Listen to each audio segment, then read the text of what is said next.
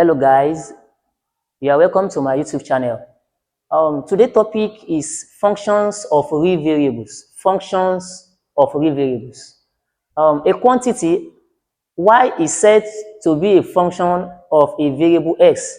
That is, we can say that y is a function of a variable x if with every value assumed by x, you can associate one definite value of y. It means for every assumed value we assume for x, we can associate a particular value of y. That is, in other words, y is dependent variable, which means y is depending on x and x is independent variable, which means x is the one standing alone, so in which y is depending on x. So y is depending on x, which means without x, there is no way we can generate y. So, or in other words, we can also say x is domain, y is codomain. So mathematically, we can say that f such that x is mapped to y. This f is the function, or we call it rule. So x mapped to y, or we say y equal to f of x, which means f of x is representing our y, which means without x, there is no y. So the y is depending on x. So for example now, y equal to 2x. So we can write y equal to 2x as f of x equal to 2x, since our f of x is still y, which means f of x is still y because y is a function of x. And another example is y equal to 6x squared plus 4x plus 2. Y is depending on x, which means for every assumed value of x, we can generate y. Or we can write f of x equal to what? 6x squared plus what? 4x plus 2. This is basically the definition of a function. So, as simple as that. We are doing limit value of a function. Now, limit of a function exists whenever x approaches a, then y approaches L. So this L is a number. It can be any number. It can be 1, it can be 0, it can be 7. So whenever x approaches a, then the limit of that function exists. It means when x approaches a, then y will also approach a particular number L. In other words, we can now say that limit of a function, that is limit of f of x, as x tends to a, is equal to L. Tends means approaching a, is equal to L. But the condition is that the L is a member of real number. Real number means 1, 2, 3, all those counting number, positive, negative. So your L must be a number. Now let's take these examples under limits of a functions. These examples. So solutions, these are series of questions. Let's solve them. Solutions. Now, question A says, it says limit of x cubed minus 4 as x tends to 2. So the limit is that it's like you are substituting the value. It's like, but there's difference. Limit means it is approaching, but not exactly. So it means when x is tending to 2, what is the limit of that function of x? So which is just simply equal to what? Limit of, okay, you can just do it direct, which is s, since it means wherever you see x, you're representing the x as 2. So it will now be 2 cubed minus 4. 2 cubed means 2 times 2 times 2, which is what? 8. 8 minus 4 will actually give us what? 4, which means the limit of x cubed minus 4 as x tends to 2 is equal to 4. That is the answer for this. Now for question B, we are given limits of x squared minus 4 over x plus 2 whenever x tends to 1. So in this, I will take the limit of numerator and the limit of denominator. That is, it will be equal to limits as s tends to 1 of what? S cubed plus 4 over the limits as s tends to 1 of what? Of x plus 2. So with me, wherever I see x, I will put what? 1, which is equal to s cubed means 1 cubed. Sorry, s squared means 1 squared, since s is 1, plus what? 4 over s is what? 1 plus what? 3. That is the limits of s squared plus 4 over x plus 2 as x is tending to 1 will now be equal to 1 squared means 1 times 1, which is still 1, plus what? Plus 4 over 1 plus 3, which is 4. So in conclusion, the answer is what? 5 over 4. The answer is 5 over 4. That is the limit of this. Now, let's go to part C. Part C, we are given limits of x squared minus 9 over x plus 9 whenever x is tending to negative 1, minus 1. So in this case, so I will take the limit of numerator and denominator. So it will now be equal to the limit of x squared minus 9 whenever x is tending to negative 1 over the limits of x plus 9 whenever x is tending to negative 1. So let's clean this side, which means the limits of x squared minus 9 over x plus 9 as x tends to negative 1 will be equal to, now we cannot substitute the value. Wherever we see x, we put negative 1. That is minus 1 squared minus 9 over minus 1 plus 9, which is equal to what? Minus 1 squared means minus 1 times minus 1, which is equal to 1, minus 9 over minus 1 plus 9 will give us 8, which means 1 minus 9, that is minus 8 over 8. So in conclusion, our answer is equal to minus 1, which means the limits of what? X squared minus 9 over x plus 9 whenever x tends to negative 1, the answer is equal to minus 1. That is the answer for question C. Let's go to question D. For question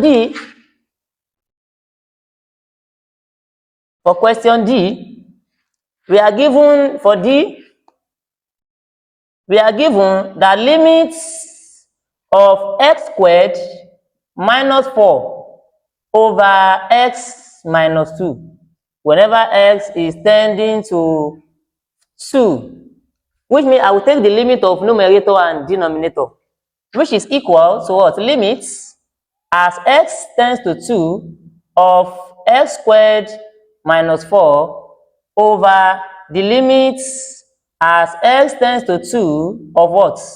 X minus 2. So I'll just substitute the values.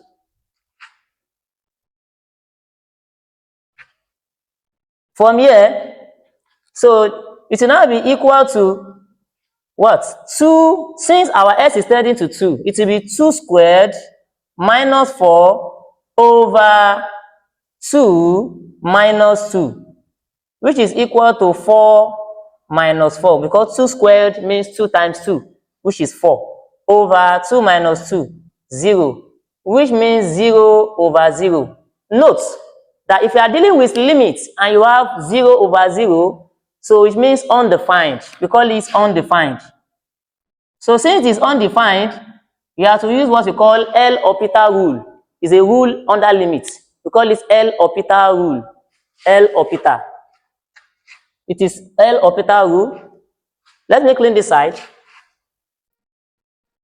Now for L'Hopital rule, so it said that if you take a limit and it gives 0 over 0, it is undefined. We call it undefined. It now says that you should differentiate. So which means for me to get this, I have to differentiate. So I will now put the value if it will work. So I will now differentiate, or I can use the other method. We call it factorization method, or I factorize.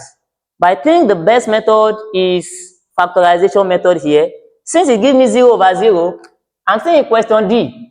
I'm now saying limit as x tends to 2 of what? X squared minus 4 over x minus 2. I want to factorize. I can make my 4 to be 2 because 4 means 2 times 2. That is x squared minus 2 squared. 2 times 2 is still 4 over x minus 2. Which means it will now be what? Limit as x tends to 2 of, according to the principle of difference of 2 squared. If there is minus in between 2 squares, if you want to factorize, one will be plus, one will be minus. So it will now be what? X, if I want to factorize it, it will be what? Limit as x tends to 2 of x plus 2 bracket x minus 2 over x minus 2. As you can see, something can cancel out. This cancel this. Don't forget, this one is not L'Hopital. This one is factorization method. We can also use L'Hopital rule. But here, I'm not using L'Hopital rule. In our next video, we are going to use L'Hopital rule. So, which means it will now be limits as x tends to 2 of what? X plus 2. This one has cancelled out. So, it will now be what? My x is 2, it will now be 2 plus 2. So, the answer is what? 4. Which means limits as x tends to 2 of the given question, x squared minus 4 over x minus 2, our final answer is equal to what? 4. Now, the last one, we call it limits whenever x is tending to infinity. Question E. Question E says, find the limits of what? 3 plus what? 3x plus what? X squared over x squared plus 1. Whenever x is tending to what? Infinity. This symbol, we call it infinity symbol. Now, note that whenever a particular value is tending to infinity, or whenever x is tending to infinity, in that case, we have to divide both numerator and denominator by the highest power of the variable x. So looking at this question, the highest power here is power 2, x squared. So we are dividing both all the variable of numerator and all the variable of denominator by the highest power of the x. Because the highest power of x here is squared. So we are dividing 2. So it will now be equal to what? Limits as x tends to infinity of 3 over x squared, 3 over x squared. Since the highest power is x squared, we are dividing 2 by x squared plus 3x over what? X squared plus what? X squared over what? X squared over, this is all this one they are for numerator. Now for denominator, it will now be x squared over x squared plus what? 1 over what? X squared. So we can now move on. Let's clean this side so we can finish up our solving.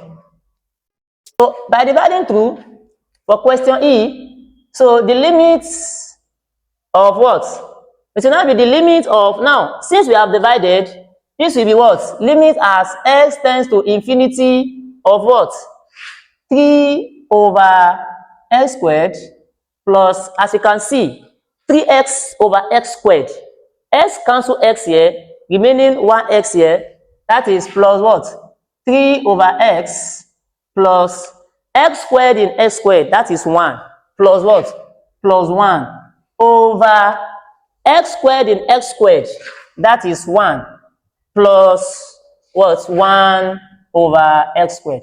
You can now substitute the value of the infinity into the limit.